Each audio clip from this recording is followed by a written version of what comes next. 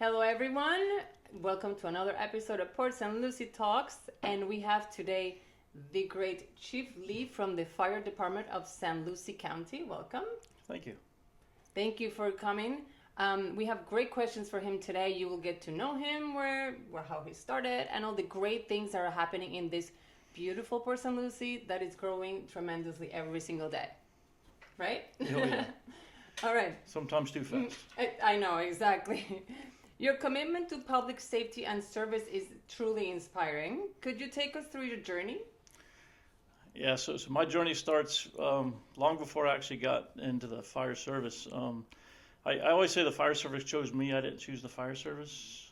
I joined the Navy in 1991, and my first duty station was a Naval Air Station. Wow. And they quickly sent me to aircraft firefighting school. That's crazy. How was that? It was fun. It was a neat experience. Now my brother, he retired from Martin County Fire Rescue, so I was aware of the fire service. My brother was starting out as a EMT paramedic down there, but I still never really didn't think that's what I wanted to do. Oh wow! Okay. And my second duty station was aboard USS Kaufman as a fast frigate, and I was a machinist, and I was the only machinist on board, and they put you into a maintenance division, which was in charge of fire and flood control for the entire ship. Oh wow! So they quickly sent me to helicopter crash and smash school, damage control school, fire and flood control, and so every point I turned around, the fire service is saying, kept taking you like, okay, you're coming here, and you just went with it. Yeah. That's great. And then when I got out of the Navy, I still didn't figure out that's what I was wanting to do. So I started taking classes to be an athletic trainer. And so that took an anatomy and physiology. When I was taking those courses, there were firefighters in there, and it's like, man, every time I turn around, they're surrounding me. Calling, there was no escaping. So right, it was just calling me. So I went with it, and went to EMT school and then the fire school, and got hired here. You have a bachelor's in fire science from Columbia. Columbia University. Right? Columbia Great. Southern University, yeah. Yeah, exactly. Beautiful. What was the first thing that sparked, since you said all that, your passion for firefighting after all those? Yeah, things? I mean, today, I think anybody who wants to be in the fire service, you got to have a desire to help people. Mm-hmm. And I think that's where it comes. At the end of the day, that's why you do this job, is you want to help people, and I think that's really where it comes from. Right, I love that. I mean, we have a very safe Port St. Lucie, I must say. And you guys are super responsive, with everything. So I don't think. I mean, that's good to hear. Yeah, it is. You guys do a great job, honestly. Which accomplishments stand out to you as having made the most significant impact on the safety and well-being of our residents? We've done a lot of things over the years. So some of the more recent impacts probably would be our preemption systems, and that's the electronic devices in our trucks that basically trigger the red lights. So as we're responding to emergency scene. But before we get to an intersection, the lights will turn green and allow traffic to get out and allow us to get through a little bit faster. Yeah, and it should start. So we've just implemented it, and it's still not fully implemented throughout the whole county. Right. But yeah. Wow, that's very tricky, I'm sure. No. It's much more sophisticated than I can worry about. But yeah, wow. there's a lot of smart people out there. Yeah, exactly. They take care of that part. You just drive it. I love that. Could you share a time when your leadership was put to the test and how your actions made a crucial difference for your team and the community? I was going to say it's tough, but I think COVID. Was a game changer for us. It was a time where, everybody's sitting home, but we had a hard time. The information we were receiving at the time was changing on a daily basis, and what kind of protections people needed, and then when we needed to provide those protections for our men and women on the field, they were hard to find. So every day we were coming into work trying to find different avenues or different resources to find these supplies and stuff that we needed. So I think that was one of the most challenging times. Of course, just from the personal perspective of the the dealing with the virus itself. But on a perspective where we're in charge of make sure everybody's safe. How long was that? Like, how long did it last to you guys? You guys were like struggling trying to manage all that. That was months. Yeah. Months. Yeah. Wow. Yeah, it was hard. It just finding some supplies sometimes was a real tough. Yeah, piece. it was for everyone. Mm-hmm. So if it was for you guys, wow, that's crazy. Well, we made it through. Yeah, we did. We made it through. All right. What are some of the cutting edge initiatives or technologies that you've implemented to enhance response times and overall community safety? Well, I talked about one of them, the preemption system. Right. And for the longest time, our network, our computer network with the fire district, it's done with basically a microwave system, which is point-to-point radio towers. Oh, wow. And very susceptible to lightning strikes and those kind of things. So, a good thunderstorm, we don't see those very often in Florida, right? Right, Every day. Exactly. You got to be prepared for those. So it would be constant that one of our stations would get hit by lightning. Oh, wow. And then that radio at that station goes down. So one of the things we've implemented last year, actually, or so, was an SD-WAN system. So we're using commercial services, but redundancy to provide access at all of our stations, which great. they needed to get the alarm, to write reports and everything else. So, and since we've initiated, we haven't had any stations that have been down at all. So it's been nice. Oh, thank God. Yeah. Well, that's great to know. Great to know. How have these innovations been received by the community, and what positive outcomes have you observed? Yeah, I think both those. I don't know that the community ever notices, other than us getting the calls a little bit faster and being more efficient on the. You guys are really fast. I mean, I see try, when something happens, you guys are already there. Talking about the community, I wanted to point out, like, the frequently asked question. The number one is people asking, why when I call 911 and I request an ambulance, the fire department comes? So yeah, it's a frequent question we get as well. So. Yeah.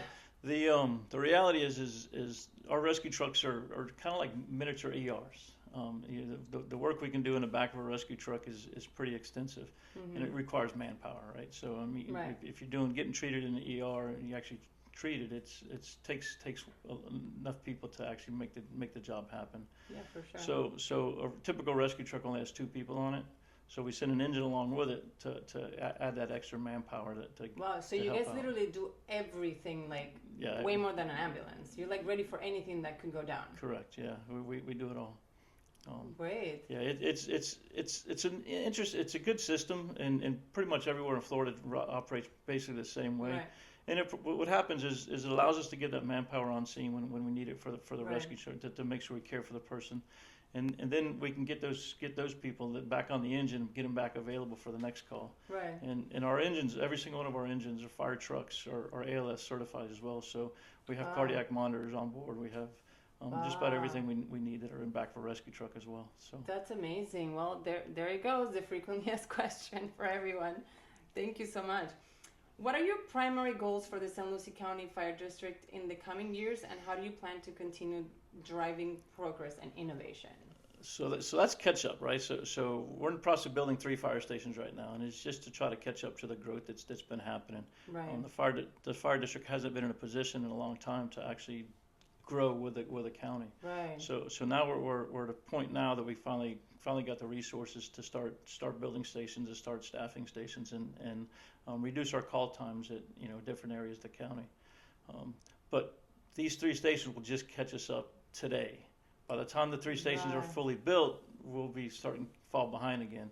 Wow, because it's growing so fast. It is. So how many stations do you guys have right now? Right now we have 17 stations. 17? Yeah. So, well, it's not little. I mean. No, it's not little. We have 430 some odd uniformed firefighters. Well, that's a lot. So, yeah, and there's 4 other sites in Southwest Port St. Lucie alone that after these 4 stations or 3 stations are built, there's 4 other sites in Southwest Port St. Lucie alone that we're going to end up having fire stations just to. That's great. Well, that's honestly that's what I love about Port St. Lucie. It's growing, but everything else that needs to grow with it, it's happening. We try to keep up. Exactly. Yeah. Hey, we have to keep up. Keep Port St. Lucie safe, right? Yep.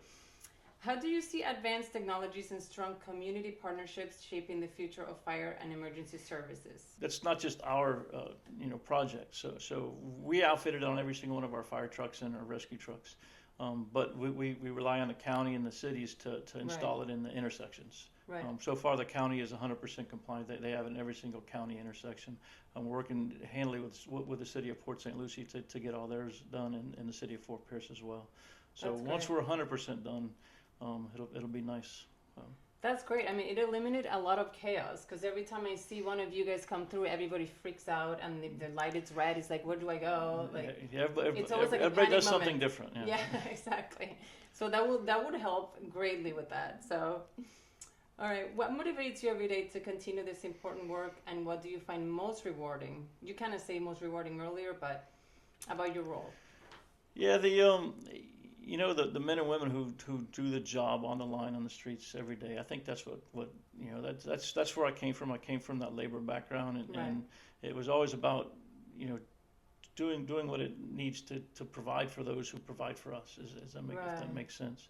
So I see my job is to help the men and women on the line to provide services to the people. Amazing. And you're very passionate about it, even though at the beginning you said you were kind of put in everything, but the fire service found me, but truly it was always meant to be. Was this like your main goal to like get to here, or you never thought about it and just went with it? No, I never.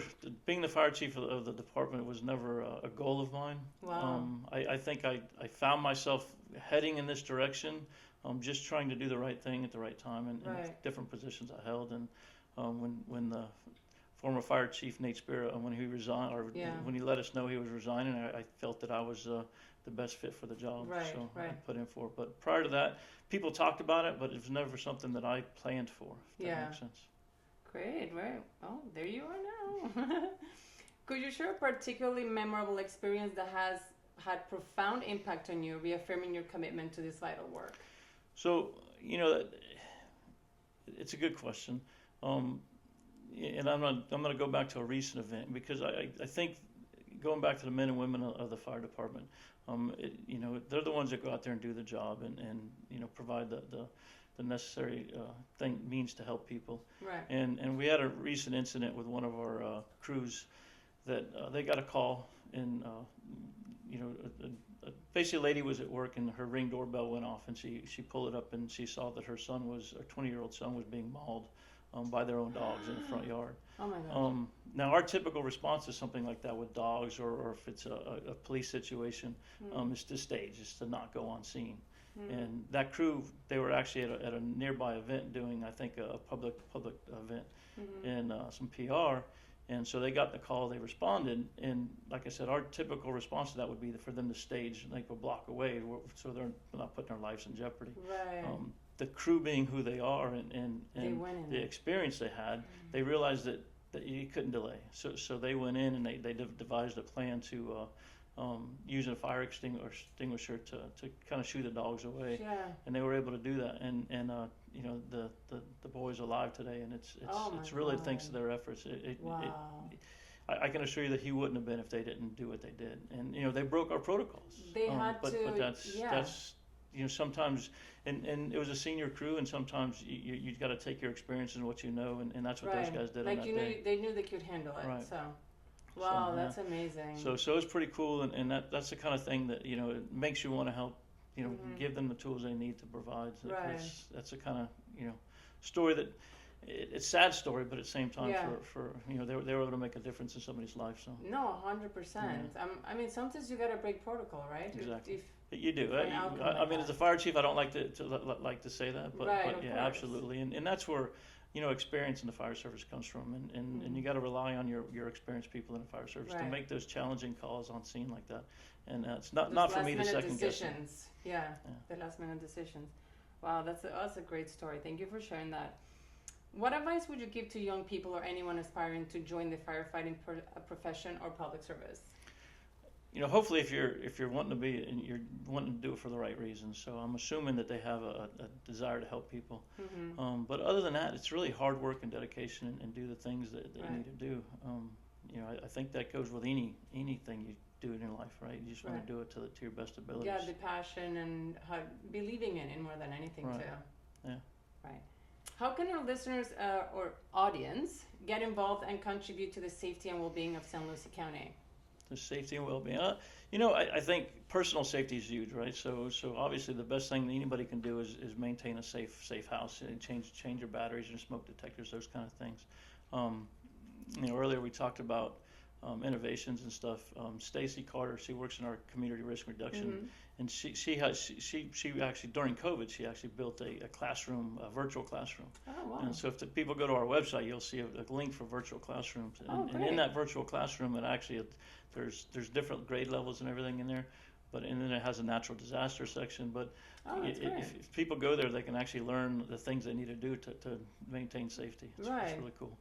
Beautiful. Great. Well, that was it. Awesome. Thank you so much for sharing all your knowledge and all the great things that they're doing. So thank you. And we'll see you on the next episode of Lucie Talks. Thank you. Bye.